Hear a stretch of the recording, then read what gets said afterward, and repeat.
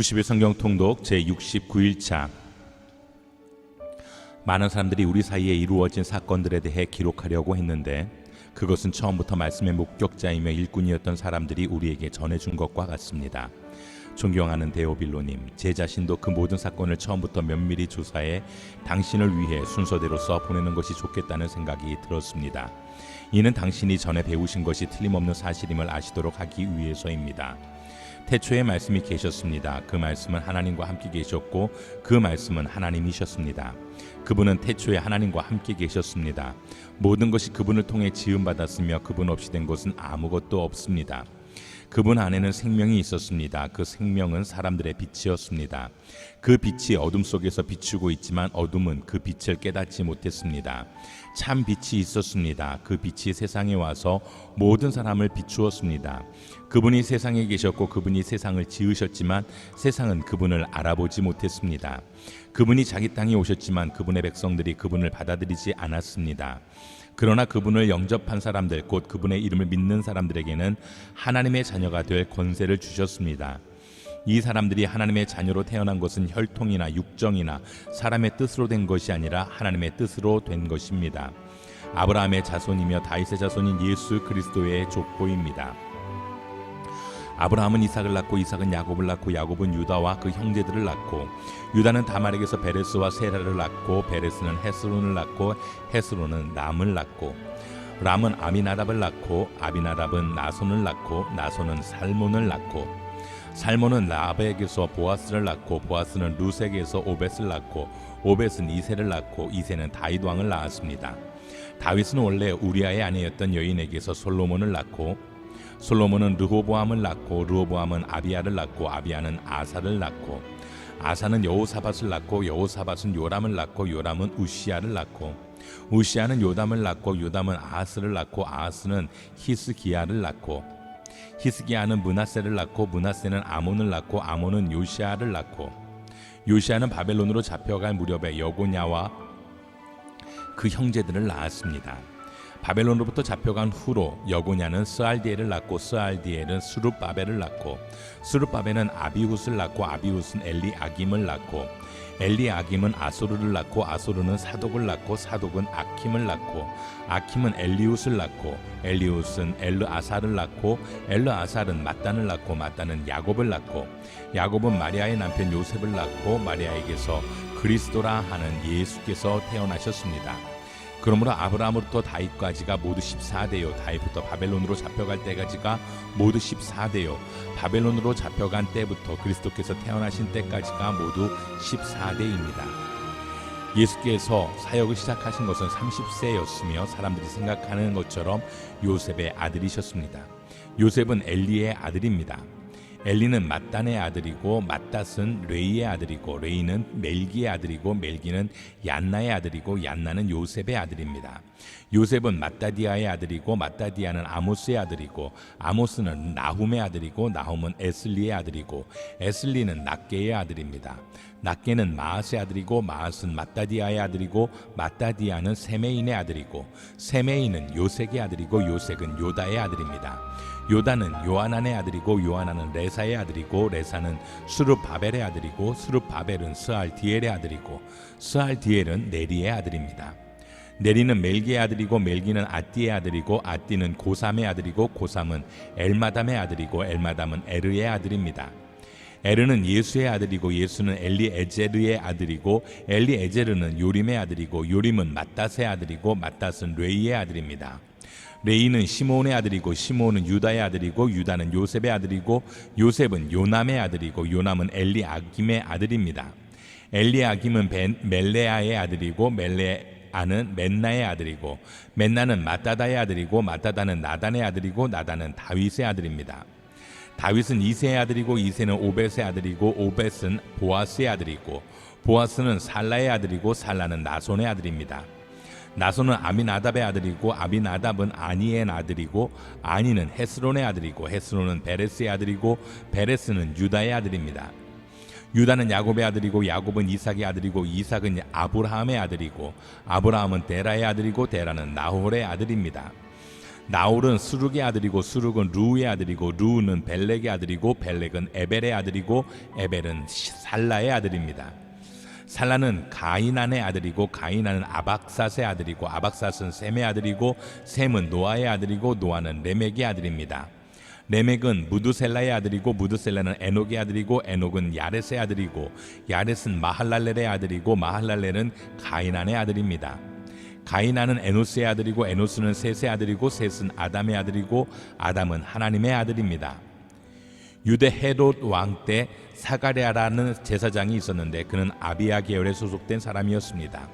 그 아내 또한 아론의 자손이었는데 그녀의 이름은 엘리사벳이었습니다. 둘 다 하나님 보시기에 의로운 사람들이어서 주의 모든 계명과 규율을 흠잡을 데 없이 잘 지켰습니다. 그런데 이들에게는 자식이 없었습니다. 엘리사벳이 아기를 가질 수 없는 몸이었고 둘 다 이미 나이가 많았기 때문입니다. 어느 날 사가랴는 자기 계열의 차례가 돌아와 하나님 앞에서 제사장으로 섬기게 됐습니다. 제사장직의 관례에 따라 제비를 뽑았는데 사가랴는 주의 성전 안으로 들어가 분향하는 일을 맡게 됐습니다. 그리고 사람들은 모두 밖에서 기도하고 있었습니다. 그때 주의 천사가 사가랴에게 나타나 분향하는 제단 오른쪽에 섰습니다. 천사를 본 사가랴는 깜짝 놀라 두려움에 사로잡혔습니다. 그러자 천사가 말했습니다. 두려워하지 마라 사가랴야, 하나님께서 네 기도를 들으셨다. 네 아내 엘리사벳이 내게 아들을 낳아줄 것이니 그 이름을 요한이라 하여라. 그 아이는 내게 기쁨과 즐거움이 될 것이며 많은 사람이 그가 태어난 것을 기뻐할 것이다. 그는 주께서 보시기에 위대한 사람이 될 것이다. 또 그 아이는 포도주나 독한 술을 마시지 않을 것이고 모태에서부터 성령으로 충만할 것이며 이스라엘의 많은 백성들을 그들의 주 하나님께 돌아오게 할 것이다. 그는 엘리야의 심령과 능력으로 주보다 먼저 와서 아버지들의 마음을 그 자녀들에게로 순종치 않는 자들을 의인의 지혜로 돌아서게 할 것이다. 그래서 주를 위해 예비된 백성들을 준비할 것이다. 사가랴가 천사에게 물었습니다. 제가 어떻게 이 할 말을 확신하겠습니까? 나는 늙었고 내 아내도 나이가 많습니다. 천사가 대답했습니다. 나는 하나님 앞에 서 있는 가브리엘이다. 나는 이 좋은 소식을 내게 말하라고 보내심을 받았다. 보아라, 너는 벙어리가 돼서 이 일이 일어날 그날까지 말을 하지 못할 것이다. 그때에 다 이루어질 내 말들을 내가 믿지 않았기 때문이다. 한편 사람들은 사가랴를 기다리고 있었는데 그가 성전 안에서 너무 오래 지체함으로 이상하게 여겼습니다.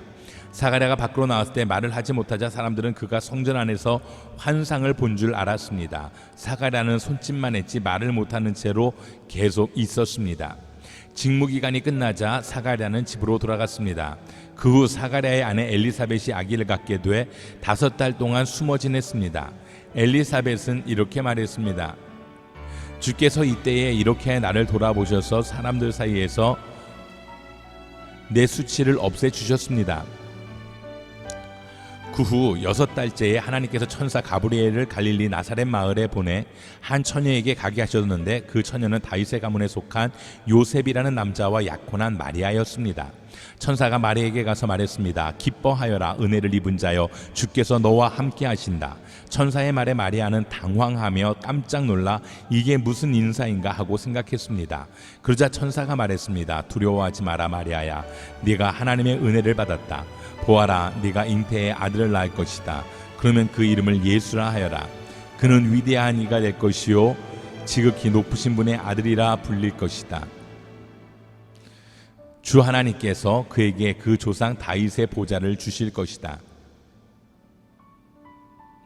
그는 야곱의 집을 영원히 다스릴 것이며 그의 나라는 결코 끝나지 않을 것이다. 마리아가 천사에게 물었습니다. 처녀인 제게 어떻게 이런 일이 있겠습니까? 천사가 대답했습니다. 성령께서 내게 임하실 것이며 지극히 높으신 분의 능력이 너를 감싸주실 것이다. 그러므로 태어날 거룩한 아기는 하나님의 아들이라고 불릴 것이다. 보아라, 내 친족 엘리사벳도 그렇게 많은 나이에 아이를 가졌다. 아이를 갖지 못하는 여자라 불렀는데 임신한 지 벌써 6달째가 됐다. 하나님께서는 불가능한 일이 전혀 없다. 그러자 마리아가 대답했습니다. 보십시오, 저는 주의 여종입니다. 당신의 말씀대로 제게 이루어지기를 원합니다. 그러자 천사가 마리아에게서 떠나갔습니다. 그 무렵 마리아가 일어나 유대 산골에 있는 한 마을로 서둘러 갔습니다. 그리고 그녀는 사가랴의 집에 들어가 엘리사벳에게 인사를 드렸습니다. 엘리사벳이 마리아의 인사를 받을 때 뱃속의 아기가 뛰놀았고 엘리사벳은 성령으로 충만해져 큰 소리로 외쳤습니다. 당신은 여인들 중에 복을 받았습니다. 당신의 뱃속에 있는 아기도 복을 받았습니다. 내 주의 어머니께서 내게 오시다니 이게 어찌 된 일입니까? 보십시오. 당신의 인사말이 내 귀에 들릴 때 내 뱃속에서 아기가 기뻐하며 뛰놀았습니다. 주께서 하신 말씀이 정말 이루어질 것을 믿은 여인은 복이 있을 것입니다. 그러자 마리아가 말했습니다. 내 영혼이 주를 찬양하며 내 영이 내 구주 하나님을 기뻐함은 그분이 자신의 여종의 비천을 돌아보셨기 때문입니다. 이제부터 모든 세대가 나를 복있다 할 것이니 이는 전능하신 그분이 내게 위대한 일을 하셨기 때문입니다. 그분의 이름이 거룩하시며 그분의 자비는 그분을 경외하는 사람들에게 대대로 이어질 것입니다. 그분은 자신의 팔로 엄청난 일을 행하시고 마음의 생각이 교만한 사람들을 흩어버리셨습니다. 그분은 통치자들을 왕좌에서 끌어내시고 낮은 사람들을 높여주셨습니다. 배고픈 사람들을 좋은 것들로 배불리시고 부유한 사람들을 빈손으로 보내셨습니다. 그분은 자비를 기억하셔서 자기의 종 이스라엘을 도우셨습니다. 곧 우리 조상들에게 말씀하신 대로 그 자비는 아브라함과 그 자손에게 영원토록 있을 것입니다. 마리아는 엘리사벳과 함께 석 달 동안 지낸 후에 자기 집으로 돌아갔습니다. 해산할 때가 돼 엘리사벳은 아들을 낳았습니다. 이웃 사람들과 친척들은 주께서 그녀에게 큰 자비를 베푸셨다는 것을 듣고 함께 기뻐해 주었습니다. 8일째 되는 날 그들이 아기에게 할례를 하려고 와서 아버지의 이름을 따라 그 아이의 이름을 사가랴로 지으려 했습니다. 그때 아기의 어머니가 대답했습니다. 안 됩니다. 이 아이는 요한이라고 불러야 합니다. 그러자 사람들이 엘리사벳에게 말했습니다.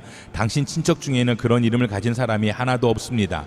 그러고는 그 아버지에게 아기의 이름을 무엇이라 할 것인지 손짓으로 물었습니다. 사가랴는 서판을 달라고 하더니 아기의 이름은 요한이라고 썼습니다. 그들은 모두 놀랐습니다. 그러자 사가랴의 입이 곧 열리고 혀가 풀려 말하기 시작하면서 하나님을 찬양했습니다.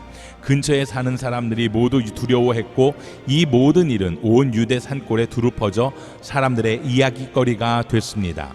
이 말을 들은 사람마다 모두 이 일을 마음에 새기며 이 아기가 대체 어떤 사람이 될까 하고 말했습니다. 그것은 주의 손이 그 아기와 함께 했기 때문입니다. 그의 아버지 사가랴가 성령으로 충만해 예언했습니다. 주 이스라엘의 하나님을 찬양하라. 주께서 자기 백성을 돌봐 구원을 베푸셨다.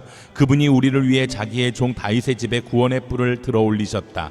이 일은 주의 거룩한 옛 예언자들의 입을 통해 말씀하신 대로 우리를 원수와 우리를 미워하는 모든 사람의 손에서 건지시는 구원이로다. 주께서 우리 조상에게 자비를 베푸셨고 자기의 거룩한 언약을 기억하셨다. 이 맹세는 우리 조상 아브라함에게 하신 것으로 우리를 원수들의 손에서 구출하사 두려움 없이 주를 섬겨 우리가 주 앞에서 평생토록 거룩하고 의롭게 살도록 하셨다. 너 아기야, 너는 지극히 높으신 분의 예언자로 불릴 것이요 주보다 앞서가서 주의 길을 예비할 것이며 주의 백성에게 그들의 죄를 용서해 주어 구원의 지식을 전할 것이다. 이것은 우리 하나님의 온유하신 자비로 말미암은 것으로서 태양이 높은 곳에 떠올라 어둠과 죽음의 그늘에 앉은 우리에게 빛을 비춰 우리의 발을 평화의 길로 인도할 것이다. 그 아기는 자라면서 영이 강건해졌고 이스라엘 백성들에게 공개적으로 나타나는 날까지 광야에서 살았습니다. 그 무렵 아우구스투스 황제가 칙령을 내려 전 로마 통치 지역은 호적 등록을 하게 됐습니다. 이것은 구레뇨가 시리아의 총독으로 있을 때 실시된 첫 번째 호적 등록이었습니다. 그래서 모든 사람은 호적을 등록하기 위해 각각 자기 고향으로 갔습니다. 요셉도 갈릴리 나사렛 마을을 떠나 다윗의 마을인 유대 땅 베들레헴으로 올라갔습니다. 요셉은 다윗 가문의 직계 혈통이었기 때문입니다. 그는 약혼한 마리아와 함께 호적을 등록하러 그곳에 갔습니다. 그때 마리아는 임신 중이었습니다. 그들이 그곳에 머무르는 동안 해산할 때가 돼 마리아는 첫 아들을 낳고는 아기를 천으로 싸서 구유에 눕혔습니다. 여관에는 그들이 들어갈 빈 방이 없었기 때문입니다. 예수 그리스도께서 태어나심은 이렇습니다. 그의 어머니 마리아는 요셉과 약혼한 사이였습니다. 그런데 결혼하기 전에 마리아가 성령으로 임신하게 된 사실이 알려졌습니다. 마리아의 남편 요셉은 의로운 사람이었습니다. 그는 마리아가 사람들 앞에 수치를 당하게 될까봐 남모르게 파혼하려 했습니다. 요셉이 이런 생각을 할 때에 주의 천사가 꿈에 나타나 말했습니다. 다윗의 자손 요셉아, 두려워하지 말고 마리아를 내 아내로 맞아라. 마리아가 가진 아기는 성령으로 임신된 것이다. 마리아가 예수를 낳을 것이니 그 이름을 예수라 하여라. 예수가 그의 백성을 그들의 죄로부터 구원할 것이다. 이 모든 일이 일어나게 된 것은 주께서 예언자를 통해 말씀하신 것을 성취하기 위함이었습니다. 처녀가 잉태의 아들을 낳을 것이요 그를 임마누엘이라 부를 것이다. 임마누엘이란 하나님께서 우리와 함께 하신다는 뜻입니다. 이사야서 7장 14절. 잠에서 깨어난 요셉은 주의 천사가 명령한 대로 마리아를 아내로 맞아들였습니다. 그러나 요셉은 아들을 낳을 때까지 마리아와 잠자리를 같이 하지 않았습니다. 마리아가 예수를 낳자 요셉은 그 이름을 예수라고 지었습니다. 그 말씀이 육신이 돼 우리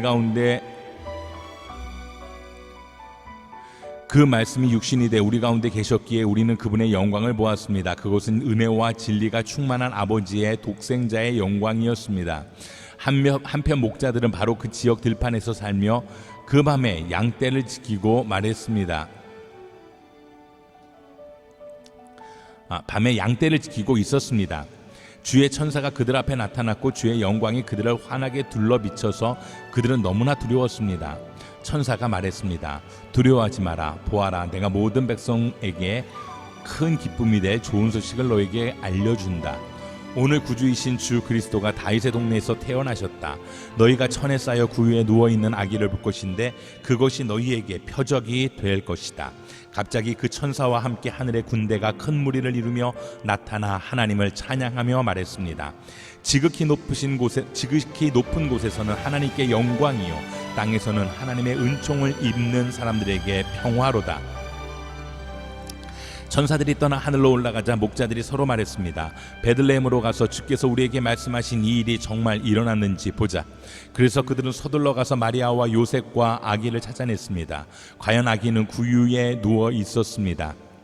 그들은 아기를 보고 나서 그 아이에 관해 들은 말을 알려주었고 그 말을 들은 모든 사람은 목자들이 한 말에 놀랐습니다.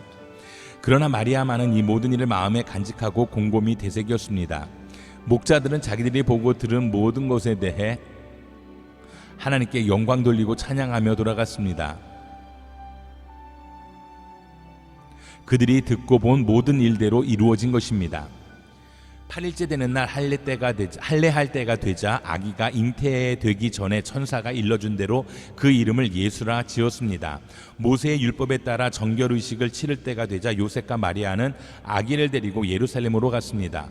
이것은 주의 율법에 첫 번째 태어나는 모든 남자 아기는 하나님께 거룩한 사람으로 불릴 것이다 라고 기록된 대로 아기를 주께 드리고 또 산비둘기 한 쌍이나 어린 집비둘기 2마리라고 한 주의 율법을 지켜 희생제물을 드리려는 것이었습니다. 당시 예루살렘에는 시므온이라는 사람이 있었습니다. 이 사람은 의롭고 경건한 사람으로 하나님께서 이스라엘을 위로하실 날을 손꼽아 기다리고 있었습니다. 그리고 성령께서 시므온에게 머물러 계셨습니다. 그에게는 주의 그리스도를 보기 전에는 죽지 않으리라는 성령의 계시가 있었습니다. 시므온이 성령에 이끌려 성전 뜰 안으로 들어갈 때 아기의 부모가 율법의 규정대로 행하기 위해 아기 예수를 데리고 들어갔습니다. 그러자 시므온이 아기를 팔에 안고 하나님을 찬양하며 말했습니다. 다스리시는 주여, 이제 주께서는 주의 종이 평안히 가게 해 주십니다. 제 두 눈으로 주의 구원을 보았습니다. 이 구원은 주께서 모든 백성 앞에 마련하신 것으로 이방 사람에게는 계시의 빛이요 주의 백성 이스라엘에게는 영광입니다. 아기의 아버지와 어머니는 아기에 대한 이 말에 무척 놀랐습니다. 그러자 시므온은 그들을 축복하고 그 어머니 마리아에게 말했습니다. 보십시오, 이 아기는 이스라엘 가운데 많은 사람을 넘어지게도 하고 일어서게도 할 것이며 비난받는 표적이 되기 위해 세우심을 받았습니다. 칼이 당신의 마음도 찌를 것입니다. 그래서 이제 많은 사람의 마음속 생각이 드러나게 될 것입니다. 또 아셀 지파의 바누엘의 딸인 안나라는 여자 예언자도 있었습니다. 안나는 나이가 많았는데 결혼해서 남편과 7년 동안 살다가 그 후 84세가 되도록 과부로 지냈습니다. 안나는 성전을 떠나지 않고 밤낮으로 금식하고 기도하면서 하나님을 섬겼습니다. 바로 그때 안나가 그들에게 다가와 하나님께 감사하고 예루살렘의 구원을 간절히 고대하는 모든 사람에게 이 아기에 대해 이야기했습니다. 요셉과 마리아는 주의 율법에 따라 모든 일을 마치고 난 뒤 갈릴리에 있는 자기 마을 나사렛으로 돌아왔습니다. 헤롯 왕 때의 유대의 베들레헴에서 예수께서 태어나시자 동방에서 박사들이 예루살렘에 찾아와 물었습니다. 유대 사람의 왕으로 나신 분이 어디 계십니까? 우리는 동방에서 예수의 별을 보고 경배드리려고 왔습니다. 헤롯 왕은 이 말을 듣고 심기가 불편했습니다. 예루살렘도 온통 떠들썩했습니다. 헤롯은 백성의 대제사장들과 율법학자들을 모두 불러 그리스도가 어디에서 태어날 것인지 캐물었습니다. 그들이 대답했습니다. 유대의 베들레헴입니다. 예언자가 성경에 이렇게 기록했기 때문입니다. 그러나 너 유다 땅 베들레헴아, 너는 유다의 통치자들 가운데 가장 작지 않구나. 네게서 통치자가 나와 내 백성 이스라엘의 목자가 될 것이다. 그때 헤롯은 몰래 박사들을 불러 별이 나타난 정확한 시각을 알아냈습니다. 헤롯은 박사들을 베들레헴으로 보내며 말했습니다. 가서 샅샅이 뒤져 그 아기를 꼭 찾으라. 그리고 아기를 찾자마자 나에게도 알리라. 나도 가서 아기에게 경배할 것이다. 박사들은 왕의 말을 듣고 다시 길을 떠났습니다. 그런데 동방에서 보았던 그 별이 그들보다 앞서가서 아기가 있는 곳 위에 멈춰 섰습니다. 박사들은 별을 보고 뛸 듯이 기뻐했습니다. 집으로 들어가 보니 아기가 그 어머니 마리아와 함께 있었습니다. 그들은 엎드려 아기에게 경배하고 보물함을 열어 황금과 유향과 모략을 예물로 드렸습니다. 그리고 그들은 꿈속에서 헤롯에게 돌아가지 말라는 지시를 받고 다른 길을 통해 자기 나라로 돌아갔습니다. 박사들이 떠난 후 주의 천사가 요셉의 꿈에 나타나 말했습니다. 일어나거라. 어서 아기와 그 어머니를 데리고 이집트로 피신하여라. 헤롯이 아기를 죽이려고 찾고 있으니 내가 말해줄 때까지 거기에 머물러 있어라. 그래서 요셉이 일어나 아기와 그 어머니를 데리고 한밤중에 이집트로 떠났습니다. 그리고 헤롯이 죽을 때까지 그곳에 살았습니다. 이것은 주께서 예언자를 통해 내가 하신 말씀을 이루신 것입니다. 내가 이집트에서 내 아들을 불러냈다. 헤롯은 박사들에게 속은 것을 알고 분이 치밀었습니다. 그래서 그는 박사들에게 알아냈던 시간을 기준으로 베들레헴과 그 부근에 살고 있는 2살 이하의 사내 아이들을 모두 죽이라고 명령했습니다. 이로써 예언자 예레미야를 통해 하신 말씀이 이루어졌습니다. 라마에서 슬퍼하며 크게 통곡하는 소리가 들리니 라헬이 그 자녀를 잃고 울고 있구나. 자녀들이 없어졌으므로 위로받기도 거절하는구나.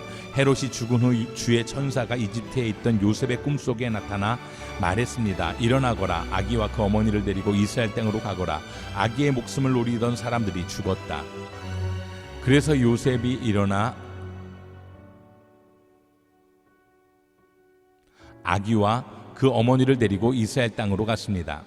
그러나 요셉은 아켈라오가 그 아버지 헤롯의 뒤를 이어 유대 왕이 됐다는 소식을 듣고 그곳으로 가는 것이 두려웠습니다. 요셉은 꿈의 지시를 받고 방향을 바꿔 갈릴리 지방으로 가서 나사렛이라는 동네에 들어가 살았습니다. 이로써 예언자를 통해 그는 나사렛 사람이라 불릴 것이다 라고 하신 말씀이 이루어졌습니다. 아이는 점점 자라가며 강해지고 지혜가 충만했으며 하나님의 은혜가 그 위에 있었습니다. 해마다 6월절이 되면 예수의 부모는 예루살렘으로 갔습니다. 예수께서 12살이 되던 해에도 그들은 관리에 따라 절기를 지키러 예루살렘에 올라갔습니다. 기간이 끝나 그 부모는 집으로 돌아가는 길이었는데 소년 예수는 예루살렘에 남아 있었습니다. 그러나 부모는 이 사실을 알지 못했습니다. 그들은 예수가 일행 속에 있으리라 생각하고 하루길을 가다가 그제야 친척들과 친구들 사이에서 예수를 찾기 시작했습니다. 그러나 찾지 못하자 그들은 예루살렘으로 되돌아가서 예수를 찾았습니다.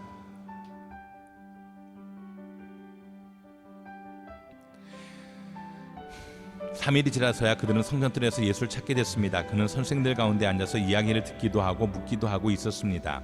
예수의 말을 들은 사람들마다 그가 깨닫고 대답하는 것에 몹시 감탄했습니다. 그 부모는 예수를 보고 놀랐습니다. 그래서 그의 어머니가 말했습니다. 얘야, 왜 우리에게 이렇게 했느냐? 내 아버지와 내가 얼마나 걱정하며 찾았는지 모른다. 그러자 예수께서 말했습니다. 왜 나를 찾으셨습니까? 내가 마땅히 내 아버지의 집에 있어야 하는 줄 모르셨습니까? 그러나 그들은 예수가 하는 말을 깨닫지 못했습니다. 그러고 나서 예수는 부모와 함께 내려가 나사렛으로 돌아가서 부모님께 순종하며 지냈습니다. 예수의 어머니는 이 모든 일을 마음에 간직했습니다. 그리고 예수는 지혜와 키가 점점 더 자라가며 하나님과 사람들로부터 사랑을 받았습니다. 하나님께서 보내신 사람이 있었습니다. 그 이름은 요한이었습니다. 요한은 그 빛에 관해 증거하러 온 증인이었는데 이는 그를 통해 모든 사람이 믿게 하려는 것이었습니다. 요한 자신은 그 빛이 아니었습니다. 그는 다만 그 빛에 대해 증거하기 위해 온 것입니다. 요한은 그분에 대해 증거해 외쳤습니다. 내가 전에 내 뒤에 오시는 그분이 나보다 앞선 것은 나보다 먼저 계셨기 때문이다라고 말했는데 그분이 바로 이분이시다. 그분의 충만함으로부터 우리 모두는 분에 넘치는 은혜를 받았습니다. 율법은 모세를 통해 주셨지만 은혜와 진리는 예수 그리스도를 통해 왔습니다. 지금까지 아무도 하나님을 본 사람이 없었습니다. 그러나 아버지 품에 계시는 독생자께서 하나님을 알려주셨습니다. 예루살렘의 유대 사람들이 제사장들과 레위 지파 사람들을 보내 당신은 누구시오라고 요한의 정체를 물었을 때 요한이 한 증거는 이렇습니다.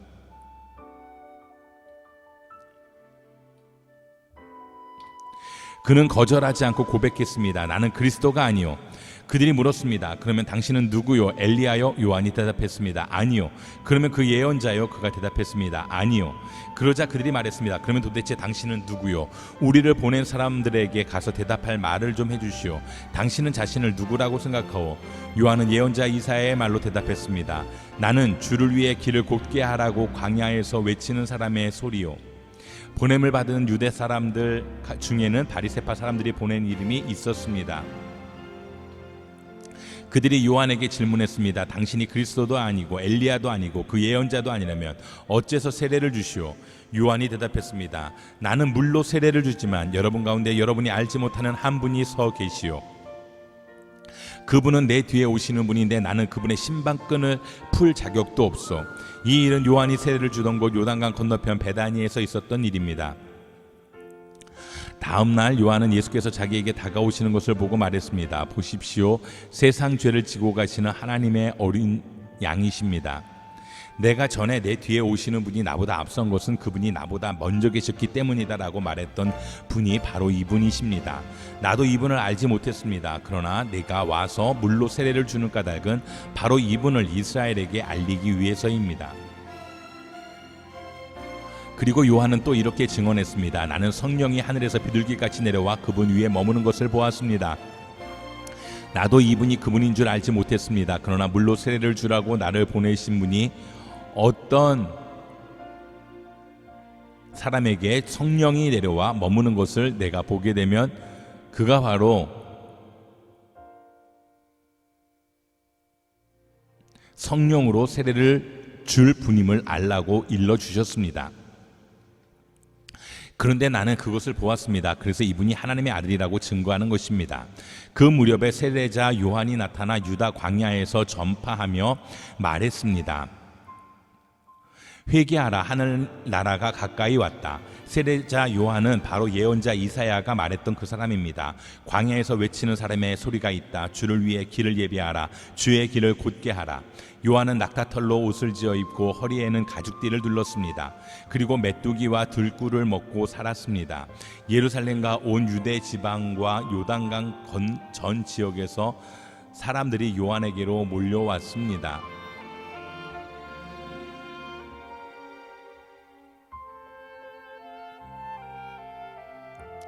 그들은 요단강에서 자기 죄를 고백하면서 요한에게 세례를 받았습니다. 그러나 여러 바리새파 사람들과 사두개파 사람들이 세례를 베풀고 있는 곳으로 몰려오는 것을 보고 요한이 말했습니다. 독사의 자식들아, 누가 너희더러 다가올 진노를 피하라고 하더냐? 회개에 알맞은 열매를 맺으라. 너희는 행여나 속으로 아브라함이 우리 조상이다라고 생각하지 말라. 내가 너희에게 말한다. 하나님께서는 이 돌들로 또 아브라함의 자손을 일으키실 수 있다. 도끼가 이미 나무 뿌리에 놓여 있다. 그러므로 좋은 열매를 맺지 않는 나무는 모조리 잘려 불 속에 던져질 것이다. 나는 너희가 회개하도록 물로 세례를 준다. 그러나 내 뒤에 오실 분은 나보다 능력이 더 많으신 분이시다. 나는 그분의 신발을 들고 다닐 자격도 없다. 그분은 너희에게 성령과 불로 세례를 줄 것이다. 그분이 손에 키를 들고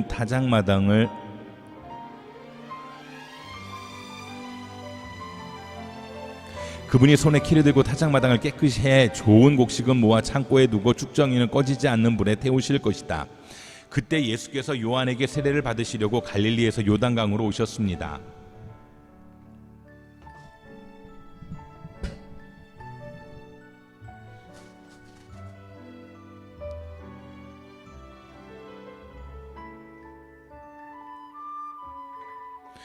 그러나 요한은 이를 말리면서 예수께 말했습니다. 제가 오히려 선생님께 세례를 받아야 합니다. 그런데 제게 오시다니요.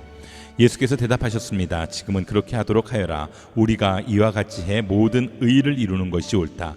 그러자 요한은 그대로 따랐습니다. 예수께서 세례를 받으시고 물속에서 올라오셨습니다. 그때 예수께서는 하늘이 열리고 하나님의 영이 비둘기처럼 자신에게 내려오는 것을 보셨습니다. 그리고 하늘에서 소리가 들려왔습니다. 이는 내가 사랑하는 아들이다. 내가 그를 매우 기뻐한다. 하나님의 아들 예수 그리스도에 관한 복음은 이렇게 시작됩니다. 예언자 이사야의 글에 내가 내 앞에 심부름꾼을 보낼 것이다. 그가 내 길을 준비할 것이다. 광야에서 외치는 사람의 소리가 있다. 주를 위해 길을 예비하라. 그분을 위해 길을 곧게 하라고 기록되어 있는 대로 세례자 요한이 광야에 나타나서 죄 용서를 위한 회개의 세례를 선포했습니다. 유대 온 지방과 예루살렘 모든 사람들이 요한에게 나와 자기 죄를 고백하고 요단강에서 요한에게 세례를 받았습니다. 요한은 낙타털로 만든 옷을 입고 허리에 가죽띠를 두르고 메뚜기와 들꿀을 먹었습니다. 그리고 요한은 이렇게 선포했습니다. 나보다 더 능력 있는 분이 내 뒤에 오실 텐데 나는 몸을 굽혀 그분의 신발끈을 풀 자격도 없다. 나는 너희에게 물로 세례를 주지만 그분은 너희에게 성령으로 세례를 주실 것이다. 그 무렵에 예수께서 갈릴리 나사렛에서 요단강으로 오셔서 요한에게 세례를 받으셨습니다. 예수께서 물에서 막 나오실 때 하늘이 열리고 성령이 비둘기처럼 자기에게 내려오는 것을 보셨습니다. 그리고 하늘에서 소리가 들려왔습니다. 너는 내가 사랑하는 아들이다. 내가 너를 무척 기뻐한다. 디베리오 황제가 다스린 지 15년째 되던 해 곧 본디오 빌라도가 유대 총독으로 헤롯이 갈릴리 분봉왕으로 헤롯의 동생 빌립은 이두레와 드라고니 지방의 분봉왕으로 루사니아가 아빌레네 지방의 분봉왕으로 안나스와 가야바가 대제사장으로 있을 때 하나님의 말씀이 광야에 있는 사가랴의 아들 요한에게 내렸습니다. 그는 요단강 전역을 두루다니며 죄 용서를 위한 회개의 세례를 전파했습니다. 이것은 예언자 이사야의 책에 기록된 것과 같습니다. 광야에서 외치는 소리가 있다. 주의 길을 예비하라. 그분의 길을 곧게 하라. 모든 골짜기는 메워지고 모든 산과 언덕은 낮아질 것이며 굽은 길은 곧아지고 험한 길은 평탄해질 것이다. 그리고 모든 사람들이 하나님의 구원을 보게 될 것이다. 세례를 받으려고 찾아온 사람들에게 요한이 말했습니다. 독사의 자식들아, 누가 너희에게 다가올 진노를 피하라고 하더냐. 회개에 알맞은 열매를 맺으라. 속으로 아브라함이 우리 조상이다 라고 말하지 말라. 내가 너희에게 말해두는데 하나님께서는 이 돌들로도 아브라함의 자손을 만드실 수 있다. 도끼가 이미 나무 뿌리에 놓여 있다. 그러므로 좋은 열매를 맺지 않는 나무는 모조리 잘려 불 속에 던져질 것이다. 사람들이 물었습니다. 그러면 우리가 어떻게 해야 합니까?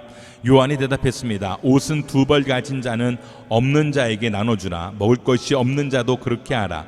세리들도 세례를 받으러 와서 물었습니다. 선생님, 우리는 어떻게 해야 합니까? 요한이 그들에게 말했습니다. 정해진 것보다 더 많은 세금을 걷지 말라. 군인들도 물었습니다. 그러면 우리는 어떻게 해야 합니까? 요한이 대답했습니다. 강제로 돈을 뜯어내거나 거짓으로 고발하지 말라. 너희가 받는 봉급으로 만족하라. 그리스도가 오시기를 간절히 고대하고 있던 백성들은 모두 마음속으로 요한이 혹시 그리스도가 아닐까 생각했습니다. 그러자 요한이 그들 모두에게 대답했습니다. 나는 너희에게 물로 세례를 준다. 그러나 이제 나보다 더 큰 능력을 가진 분이 오실 텐데 나는 그분의 신발끈도 풀 자격이 없다. 그분은 너희에게 성령과 불로 세례를 주실 것이다. 그분은 손에 키를 들고 사장마당을 깨끗이 치우시며 알곡을 창고에 모아들이라고 쭉정이를 꺼지지 않는 불에 태우실 것이다. 그리고 요한은 또 다른 많은 말씀으로 백성들을 권고하고 좋은 소식을 전파했습니다. 모든 백성이 세례받을 때에 예수께서도 세례를 받으셨습니다. 예수께서 기도하시자 하늘이 열리고 성령께서 비둘기 같은 형상으로 그분 위에 내려오셨습니다. 그리고 하늘에서 한 소리가 나왔습니다. 너는 내 사랑하는 아들이다. 내가 너를 기뻐한다.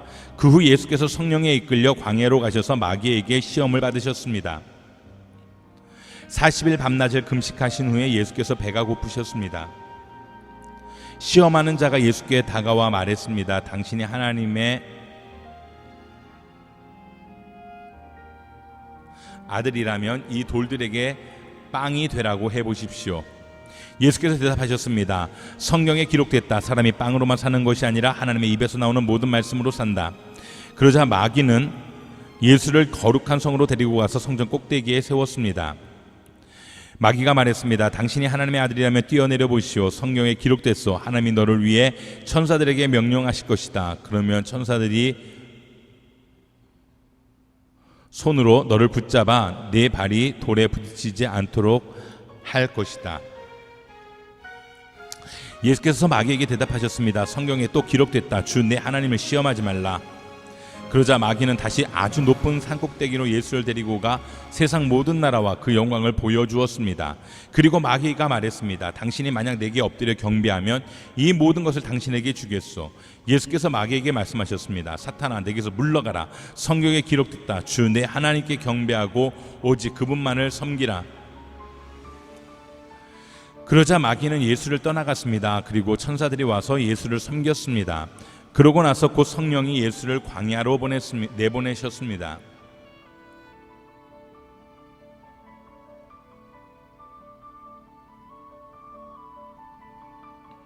예수께서 40일 동안 광야에 계시면서 사탄에게 시험을 받으셨습니다. 그때 예수께서 들짐승과 함께 계셨는데 천사들이 예수를 시중들었습니다. 예수께서 성령으로 충만해 요단강에서 돌아오셨고 성령에 이끌려 광야로 나가 그곳에서 40일 동안 마귀에게 시험을 당하셨습니다. 그동안 아무것도 드시지 않았기 때문에 그 기간이 끝나자 그분은 배가 고프셨습니다. 마귀가 예수께 말했습니다. 당신이 하나님의 아들이라면 이 돌에게 빵이 되라고 말해보시오. 예수께서 대답하셨습니다. 성경이 사람은 빵으로만 사는 것이 아니다라고 기록했다. 그러자 마귀는 예수를 높은 곳으로 이끌고 올라가 순식간에 세상 모든 나라를 보여주었습니다. 그러고는 마귀가 예수께 말했습니다. 내가 저 모든 권세와 그 영광을 당신에게 주겠소. 이것은 내게 넘어온 것이니 내가 주고 싶은 사람에게 주는 것이요. 그러니 당신이 내게 경배하면 모두 당신 것이 될 것이요. 예수께서 대답하셨습니다. 성경에 주 너의 하나님께 경배하고 오직 그분만을 섬기라고 기록됐다. 마귀는 예수를 예루살렘으로 이끌고 가더니 성전 꼭대기에 세우고 말했습니다.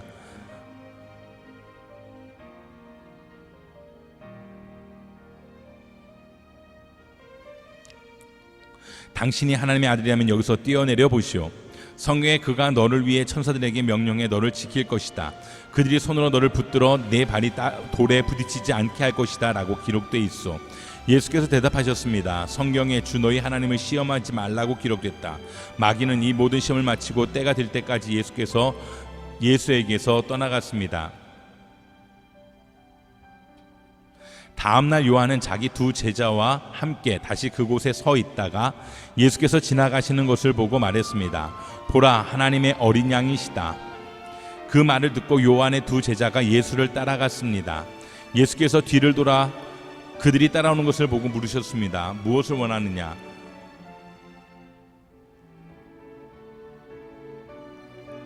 그들이 말했습니다. 랍비여, 어디에 머물고 계십니까?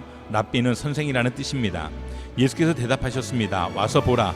그래서 두 제자는 가서 그분이 계시는 것을 보고 그날 그분과 함께 지냈습니다. 때는 오후 4시쯤이었습니다. 요한의 말을 듣고 예수를 따라간 두 사람 중 한 사람은 시몬 베드로의 동생 안드레였습니다. 안드레가 가장 먼저 자기 형 시몬을 찾아가 말했습니다. 우리가 메시아를 만났다. 메시아는 그리스도라는 뜻입니다. 그리고 그는 시몬을 예수께 데려왔습니다. 예수께서 시몬을 보고 말씀하셨습니다.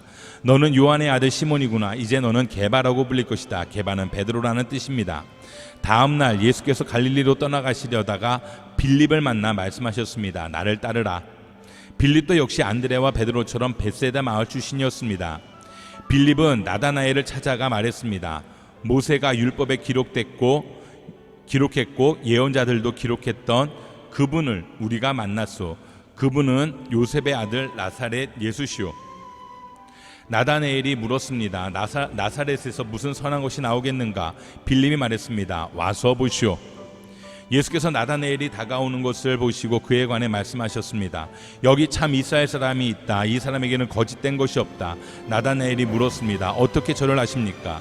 예수께서 대답하셨습니다. 빌립이 너를 부르기 전 네가 무화과 나무 아래 있을 때 내가 보았다. 그러자 나다나엘이 대답했습니다. 랍비여, 당신은 하나님의 아들이시며 이스라엘의 영광이십니다. 예수께서 그에게 말씀하셨습니다. 네가 무화과 나무 아래 있던 너를 보았다고 해서 믿느냐? 이제 그보다 더 큰 일도 보게 될 것이다. 그리고 예수께서 덧붙여 말씀하셨습니다.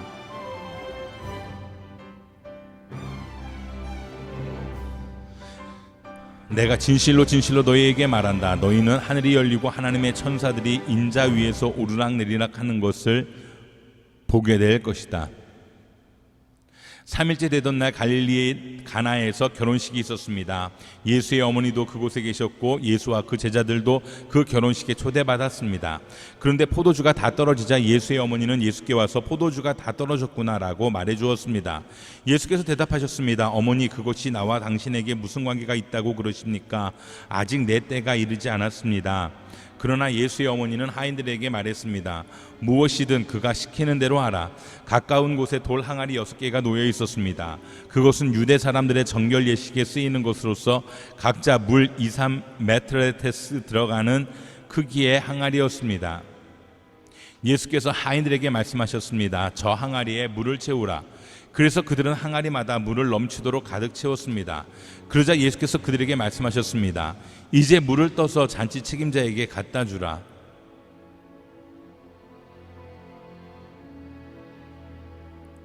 그들은 그렇게 했습니다. 잔치 책임자는 물이 변해된 포도주를 맛보았습니다. 그는 그 포도주가 어디서 나는지 알지 못했지만 물을 떠온 하인들은 알고 있었습니다. 잔치 책임자는 신랑을 불렀습니다. 그러고는 이렇게 말했습니다. 누군지 처음에는 맛 좋은 포도주를 내오다가 사람들이 취하면 덜 좋은 포도주를 내는 법인데 당신은 가장 좋은 포도주를 지금까지 남겨두었군요. 예수께서 이 첫 번째 표적을 갈릴리 가나에서 행해 자기의 영광을 드러내셨습니다. 그러자 예수의 제자들이 그를 믿었습니다. 그 후 예수께서는 어머니와 동생들과 제자들과 함께 가버나움으로 내려가셔서 그곳에서 며칠 동안 머물러 계셨습니다. 바리새파 사람들 중에 니고데모라는 사람이 있었는데 그는 유대 공회 지도자였습니다. 그가 밤에 예수를 찾아와 물었습니다. 랍비여, 우리는 당신이 하나님께로부터 오신 선생님인 것을 알고 있습니다. 하나님께서 함께 하시지 않는다면 선생님이 행하신 그런 표적들을 아무도 행할 수 없기 때문입니다. 예수께서 그에게 이렇게 말씀하셨습니다. 내가 진실로 내게 말한다. 누구든지 다시 태어나지 않으면 하나님 나라를 볼 수 없다. 니고데모가 예수께 물었습니다. 나이가 들어 늙은 사람이 어떻게 다시 태어나겠습니까? 태어나려고 어머니의 뱃속으로 다시 들어갈 수 없지 않습니까? 예수께서 대답하셨습니다. 내가 진실로 내게 말한다. 누구든지 물과 성령으로 태어나지 않으면 하나님 나라에 들어갈 수 없다. 육체에서 난 것은 육체이고 성령으로 난 것은 영이다. 다시 태어나야 한다라고 말한 것을 너희가 이상히 여기지 말라. 바람은 불고 싶은 대로 분다. 너는 그 소리를 듣지만 바람이 어디서 오는지 어디로 가는지 알지 못한다. 성령으로 태어난 사람도 모두 이와 같다. 니고데모가 예수께 물었습니다. 어떻게 이런 일이 있을 수 있습니까? 예수께서 말씀하셨습니다. 너는 이스라엘의 선생이면서도 이런 일을 이해하지 못하느냐? 내가 진실로 네게 말한다. 우리는 아는 것을 말하고 본 것을 증거하는데 너희는 우리 증거를 받아들이지 않고 있다. 내가 땅의 것을 말해도 너희가 믿지 않는데 하물며 하늘의 것을 말하면 어떻게 믿겠느냐? 하늘에서 내려온 사람 곧 인자 외에는 하늘로 올라간 사람이 없다. 모세가 광야에서 뱀을 들어 올린 것 같이 인자도 들려야 한다. 그것은 그를 믿는 사람마다 영생을 얻게 하려는 것이다. 하나님께서 세상을 이처럼 사랑하셔서 외아들을 주셨으니 이는 그를 믿는 사람마다 멸망하지 않고 영생을 얻게 하려는 것이다. 하나님께서 자신의 아들을 세상에 보내신 것은 세상을 심판하시려는 것이 아니라 그 아들을 통해 세상을 구원하시려는 것이다. 아들을 믿는 사람은 심판을 받지 않는다. 그러나 믿지 않는 사람은 이미 심판을 받았다. 하나님의 독생자의 이름을 믿지 않았기 때문이다. 그 심판은 이것인데 곧 빛이 세상에 왔지만 사람들은 자기 행위가 악하기 때문에 빛 대신 어둠을 사랑한 것이다. 악을 행하는 사람마다 빛을 미워하고 자기 행위가 드러날까 두려워해 빛으로 나오지 않는다. 그러나 진리를 따라 사는 사람은 빛으로 나온다. 그것은 자기의 행위가 하나님 앞에서 이루어졌음을 나타내려는 것이다. 그 후 예수께서 제자들과 함께 유대 지방으로 가셔서 거기서 얼마 동안 제자들과 함께 머무르시며 세례를 주셨습니다. 요한도 살렘 가까이에 있는 에논에서 세례를 주고 있었습니다. 그곳에는 물이 많았기 때문입니다. 요한도 살렘 가까이에 있는 에논에서 세례를 주고 있었습니다. 그곳에는 물이 많았기 때문입니다. 사람들이 나와 세례를 받았습니다. 이때는 요한이 아직 감옥에 갇히기 전이었습니다. 요한의 제자들 중 몇 사람과 어떤 유대 사람들 사이에 정결의식과 관련해 논쟁이 붙었습니다. 요한의 제자들이 요한에게 와서 말했습니다. 랍비여, 전에 요단강 건너편에서 선생님과 함께 계시던 분, 선생님이 증거하셨던 그분이 지금 세례를 주고 있는데 사람들이 다 그분께로 가고 있습니다. 이 말에 요한이 대답했습니다. 하늘에서 주시지 않으면 사람은 아무것도 받을 수 없다.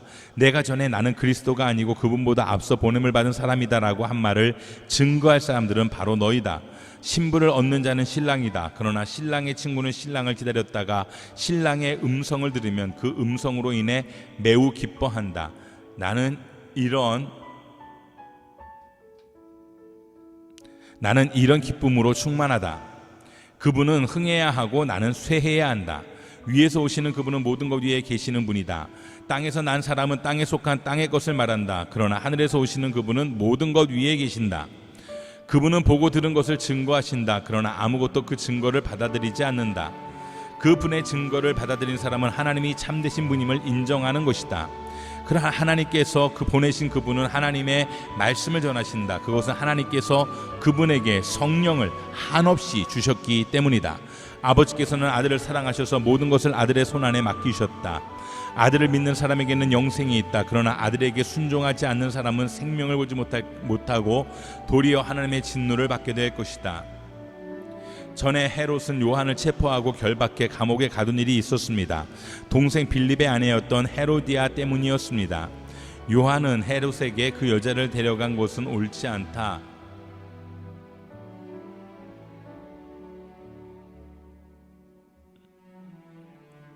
라고 여러 번 말했습니다. 헤롯은 요한을 죽이고 싶었지만 그를 예언자로 여기는 백성들이 두려웠습니다. 헤롯은 전에 요한을 체포하라는 명령을 직접 내렸고 결국 요한을 잡아다가 감옥에 가둔 적이 있었습니다. 헤롯이 자기 동생 빌립의 아내 헤로디아와 결혼한 것 때문에 요한이 헤롯에게 동생의 아내를 데려간 것은 옳지 않다고 말해왔기 때문입니다. 그래서 헤로디아는 원한을 품고 요한을 죽이려 했습니다. 그러나 그렇게 할 수는 없었습니다. 그것은 요한이 의롭고 거룩한 사람임을 헤롯이 알고 그를 두려워하며 보호해 주었기 때문입니다. 헤롯이 요한의 말을 듣고 있으면 마음이 몹시 괴로웠지만 그럼에도 그의 말을 달게 듣곤 했습니다. 그런데 분봉왕 헤롯은 자기 동생의 아내 헤로디아에 관해 또 헤롯 자신이 저지른 악행에 관해 요한이 질책하자 그 모든 것에다 악을 한같이 더행했습니다. 요한을 잡아 감옥에 가두었던 것입니다. 요한이 감옥에 갇혔다는 소식을 듣고 예수께서 갈릴리로 물러나셨습니다. 요한이 감옥에 갇힌 뒤 예수께서는 갈릴리로 가셔서 하나님의 복음을 선포하셨습니다. 예수께서 요한보다 더 많은 사람들을 제자로 삼아 세례를 주신다는 소문이 바리새파 사람들의 귀에 들어간 것을 예수께서 아셨습니다. 사실 예수께서 직접 세례를 주신 것이 아니라 그의 제자들이 준 것이었습니다. 그래서 예수께서는 유대를 떠나 다시 갈릴리로 가셨습니다. 갈릴리로 들어가려면 사마리아 지방을 거쳐야만 했습니다. 그리하여 예수께서는 사마리아의 수가라는 마을로 들어가셨습니다.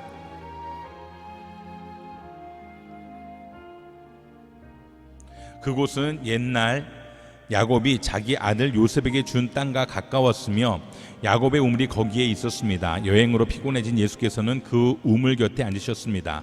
그때가 낮 12시쯤이었습니다. 한 사마리아 여인이 물을 길러 나왔습니다. 예수께서 여인에게 말을 거셨습니다. 내게 물 좀 떠 주겠느냐? 제자들은 먹을 것을 사러 마을에 들어가고 없었습니다. 사마리아 여인이 예수께 말했습니다. 당신은 유대 사람이고 저는 사마리아 여자인데 어떻게 제게 물을 달라고 하십니까? 당시 유대 사람들은 사마리아 사람과는 상대도 하지 않았기 때문입니다. 예수께서 여인에게 대답하셨습니다. 네가 하나님의 선물을 알고 또 물을 달라고 하는 사람이 누구인지 알았다면 도리어 네가 그에게 부탁했을 것이고 그가 네게 생수를 주었을 것이다. 사마리아 여인이 예수께 말했습니다. 당신은 유대 사람이고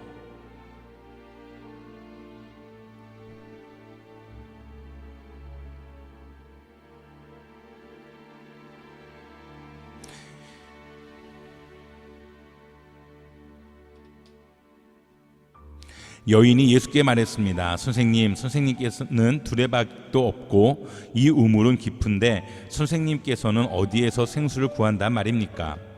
선생님이 우리 조상 야곱보다 더 크신 분이십니까? 야곱은 우리에게 이 우물을 주었고 그와 그의 아들들과 가축들도 다 여기에서 물을 마시지 않았습니까? 예수께서 대답하셨습니다. 이 물을 마시는 사람마다 다시 목마를 것이다. 그러나 내가 주는 물을 마시는 사람은 영원히 목마르지 않을 것이다.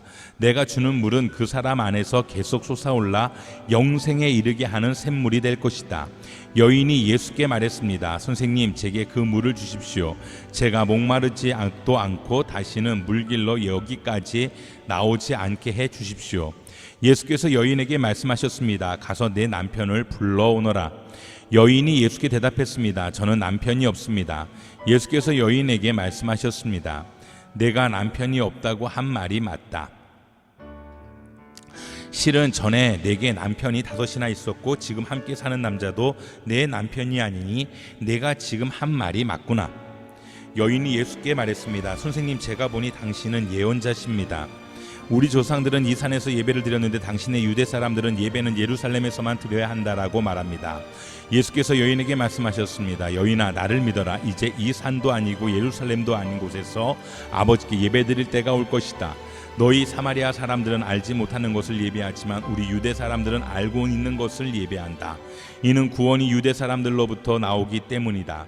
이제 참되게 예배하는 사람들이 영과 진리로 아버지께 예배드릴 때가 오는데 지금이 바로 그때다. 아버지께서는 이렇게 예배드리는 사람들을 찾고 계신다. 하나님은 영이시니 하나님께 예배드리는 사람은 영과 진리로 예배드려야 한다. 여인이 예수께 말했습니다. 저도 그리스도라고 하는 메시아가 오실 것을 압니다. 메시아가 오시면 우리에게 모든 것을 알려주실 것입니다. 그러자 예수께서 여인에게 말씀하셨습니다. 지금 내게 말하고 있는 내가 바로 그 메시아다. 바로 그때 제자들이 돌아와 예수께서 한 여인과 말씀하시는 것을 보고 놀랐습니다. 그러나 아무도 무엇을 요구하십니까? 왜 저 여인과 말씀하고 계십니까? 라고 묻는 사람이 없었습니다. 여인은 물 항아리를 내버려둔 채 마을로 돌아가 사람들에게 말했습니다. 와서 내 과거를 모두 말해준 사람을 보십시오. 이분이 그리스도가 아니겠습니까? 사람들이 마을에서 나와 예수께로 나아갔습니다. 한편 제자들은 예수께 청했습니다. 랍비여, 뭘 좀 드십시오. 그러나 예수께서는 그들에게 말씀하셨습니다. 내게는 너희가 알지 못하는 양식이 있다. 그러자 제자들이 서로 수군거렸습니다. 누가 벌써 드실 것을 갖다 드렸는가? 예수께서 말씀하셨습니다. 내 양식은 나를 보내신 분의 뜻을 행하고 그분의 일을 완성하는 것이다. 너희는 넉 달이 더 지나야 추수할 때가 된다고 말하지 않느냐? 그러나 나는 너희에게 말한다. 눈을 들어 들판을 보라. 이미 곡식이 익어 추수할 때가 됐다. 추수하는 사람은 이미 삭슬 받았고 이제 영생의 곡식을 거두어 들이고 있다. 그리하여 씨를 뿌리는 사람과 추수하는 사람이 함께 기뻐할 것이다. 그러므로 한 사람은 심고 한 사람은 거둔다라는 말이 맞다. 나는 너희를 보내어 너희가 알지도 못하는데 열매를 거두게 했다. 다른 사람들은 수고했고 너희는 그들이 수고한 결실을 거두게 된 것이다. 그 마을에 사는 많은 사마리아 사람들은 여인이 그분이 내 과거를 모두 말해준 사람이다라고 증거했기 때문에 예수를 믿었습니다. 그래서 사마리아 사람들은 예수께 나와 그들과 함께 머물 것을 청했습니다. 예수께서는 그곳에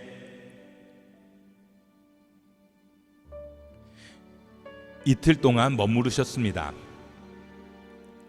그래서 더 많은 사람들이 예수의 말씀을 듣고서 믿게 됐습니다. 사람들이 여인에게 말했습니다. 이제 우리가 믿는 것은 당신의 말 때문에 믿는 것이 아니요 우리가 그 말씀을 직접 듣고 보니 이분이 참으로 세상의 구주심을 알게 됐소. 이틀 후에 예수께서 그곳을 떠나 갈릴리로 가셨습니다. 전에 예수께서는 예언자가 자기 고향에서 존경받지 못함을 직접 증거하신 적이 있었습니다. 예수께서 나사렛을 떠나 스볼론과 납달리 지역에 호숫가가 있는 가버나움에 가서 그곳에 사셨습니다. 이는 예언자 이사야를 통해 하신 말씀을 이루시려는 것입니다. 스불론 땅과 납달리 땅이여 호수로 가는 길목 요단강 건너편 이방 사람의 갈릴리여 어둠 가운데 살고 있는 백성이 큰 빛을 보았고 죽음의 그림자가 드리워진 땅에 앉아 있는 사람들에게 빛이 비쳤다. 그때부터 예수께서 말씀을 전파하기 시작하셨습니다. 회개하라, 하늘나라가 가까이 왔다. 때가 찼고 하나님 나라가 가까이 왔으니 때 회개하고 복음을 믿으라.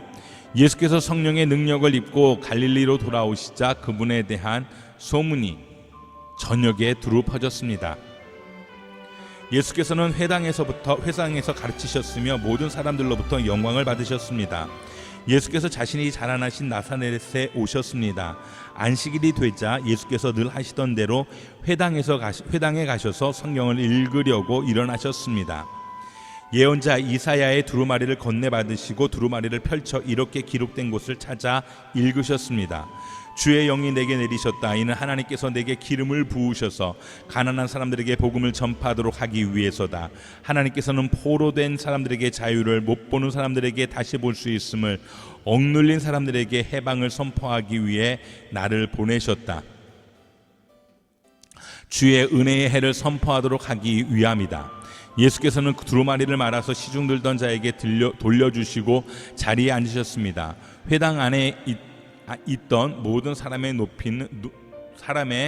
눈이 일제히 예수를 주시했습니다. 그러자 예수께서 그들에게 말씀을 시작하셨습니다. 오늘 이 말씀이 너희가 듣는 자리에서 이루어졌다. 그러자 모든 사람이 감탄하고 그분의 입에서 나오는 은혜로운 말씀에 놀라며 저 사람은 요셉의 아들이 아닌가 라고 물었습니다.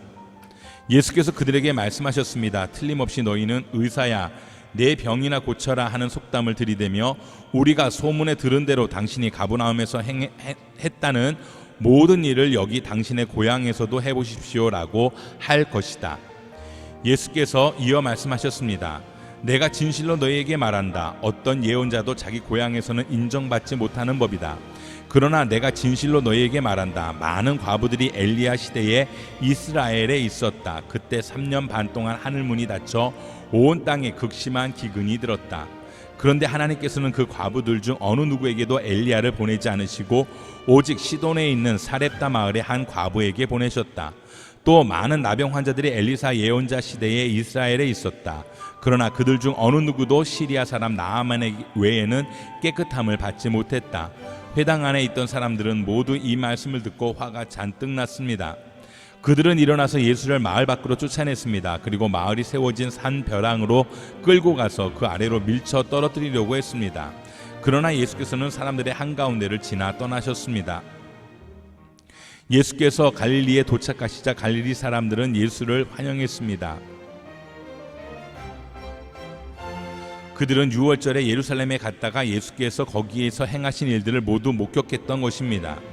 예수께서는 전에 물로 포도주를 만드셨던 곳인 갈릴리 가나에 다시 들르셨습니다. 그곳에는 왕의 신하 한 사람이 있었는데 그의 아들이 병에 걸려 가버나움에 있었습니다. 예수께서 유대에서 갈릴리로 오셨다는 소문을 들은 왕의 신하는 예수께로 가서 오셔서 자기 아들을 고쳐달라고 애원했습니다. 그의 아들은 거의 죽어가고 있었습니다. 예수께서 그에게 말씀하셨습니다. 너희는 표적이나 기사를 보지 않고서는 전혀 믿으려 하지 않는다. 신하가 말했습니다. 선생님, 제 아이가 죽기 전에 내려와 주십시오. 예수께서 그에게 대답하셨습니다. 가 보아라, 네 아들이 살 것이다. 그는 예수의 말씀을 믿고 갔습니다. 신하가 집으로 가는 도중에 마중 나온 하인들을 만나 아들이 살아났다는 소식을 들었습니다. 그가 하인들에게 아이가 언제부터 좋아졌느냐고 묻자 어제 오후 1시에 열이 떨어졌습니다 하고 종들이 대답했습니다. 아이의 아버지는 예수께서 내 아들이 살 것이다라고 말씀하셨던 바로 그때였음을 알았습니다. 그래서 그와 그의 온 집안이 예수를 믿게 됐습니다. 이것은 예수께서 유대에서 갈릴리로 돌아오신 후에 행하신 두 번째 표적이었습니다. 예수께서 갈릴리 호숫가를 거니시다가 두 형제 베드로라고 하는 시몬과 그 동생 안드레를 보셨습니다. 그들은 어부들로 호수에 그물을 던지고 있었습니다. 예수께서 말씀하셨습니다. 와서 나를 따르라. 내가 너희를 사람 낚는 어부로 삼을 것이다. 그러자 그들은 곧 그물을 버리고 예수를 따라갔습니다. 예수께서 계속 더 가시다가 다른 두 형제를 만났습니다. 그들은 세베대의 아들 야고보와 그 동생 요한이었습니다. 그들은 아버지 세베대와 함께 배에서 그물을 손질하고 있었습니다. 예수께서 부르시자 그들은 곧 배와 아버지를 두고 예수를 따랐습니다. 그리고 예수께서 갈릴리 호숫가를 거닐다가 시몬과 그 동생 안드레가 호수에 그물을 던지는 것을 보셨는데 그들은 어부였습니다. 예수께서 말씀하셨습니다. 나를 따르라. 내가 너희를 사랑 남는 어부가 되게 하겠다. 시몬과 아들에는 곧 그물을 버려두고 예수를 따랐습니다. 예수께서 조금 더 가시다가 세베대의 아들 야고보와 그 동생 요한이 배에서 그물을 깁고 있는 것을 보시고 곧 그들을 부르셨습니다. 그러자 그들도 아버지 세베대와 일꾼들을 배에 남겨두고 곧바로 예수를 따랐습니다. 예수께서 하나님의 말씀을 들으려는 사람들에게 둘러싸여 게네사렛 호숫가에서 계셨습니다.